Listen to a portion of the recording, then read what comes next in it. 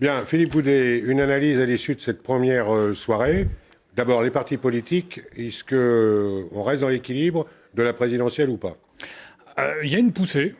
Clairement, notamment en Seine-Maritime, mais également dans le département de l'Eure. Je rappelle quand même que dans le département de l'Eure, sur 5 circonscriptions, 4 avaient voté plutôt favorablement pour M. Sarkozy plutôt que pour M. Hollande. Et en Seine-Maritime, il y a des circonscriptions. Il y en avait une, principalement, c'est la deuxième. On s'aperçoit que la candidate Europe Écologie Les Verts, soutenue par le Parti Socialiste, n'est pas très loin de Mme Guégaud.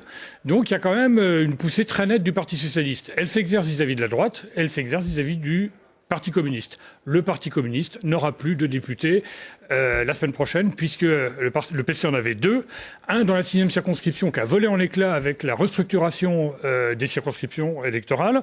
C'était celle de M. Lecoq, qui s'est présenté dans une circonscription a priori très favorable, celle qui était détenue depuis plusieurs années par M. Daniel Paul. Eh bien, patatras, c'est la candidate, Mme Troilic, la candidate du Parti socialiste qui passe devant. Il a été obligé de s'incliner. Il n'y aura plus de députés communistes la semaine prochaine.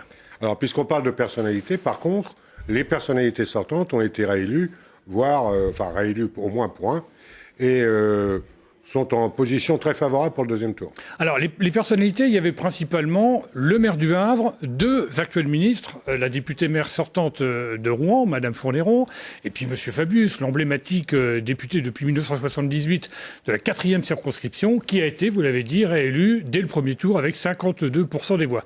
Alors, je dirais pas que c'est pas un exploit, mais enfin, franchement, s'y attendait un peu. Lors des 2 précédentes élections législatives, en 2002 et en 2007, il avait manqué quelques centaines de voix pour que M. Fabius soit élu dès le premier tour. Et puis j'ajoute que, toujours dans le cadre de la restructuration des circonscriptions électorales, sa 4e circonscription, on lui a rajouté Maromme et on lui a rajouté également Canteleu. Alors deux communes, 2 cantons qui votent traditionnellement à gauche. Alors inutile de dire que la mission était quand même un petit peu plus facile. Et puis quant aux anciens ministres, M. Morin, on va dire qu'il est en position un peu difficile. Il avait été réélu en 2007 dès le premier tour. Voilà. Et là on en est loin quand même. Et la candidate du Parti socialiste, Mme Maméry, n'est pas très loin. Ça va être chaud. Il va falloir qu'il batte la campagne. Il a une semaine pour le faire. Il a intérêt à démarrer tôt. Et puis, quant à Monsieur le maire, l'ancien ministre de l'Agriculture et de la Pêche, qui était candidat dans la première circonscription, il est en ballotage favorable. Le maire PRG, dans le cadre d'un accord entre le PRG et le Parti socialiste, n'est pas très loin derrière. Mais a priori, on peut supposer, mais encore une fois, on ne peut pas choisir à la place des électeurs, que la position de M. le maire est plutôt favorable. Alors, est-ce qu'on peut poser ce soir une position un peu générale pour le deuxième tour? Est-ce qu'on peut dire qu'il n'y aura pas de changement par rapport à ce qu'on a aujourd'hui? Ou est-ce qu'il y a des sièges qui risquent de basculer encore? On ne sait jamais. Alors, rappelons quand même qu'en 2007, la droite avait perdu 3 sièges. La 11e circonscription, qui était celle de Dieppe à l'époque, c'était M. Levaux qui avait été battu très nettement.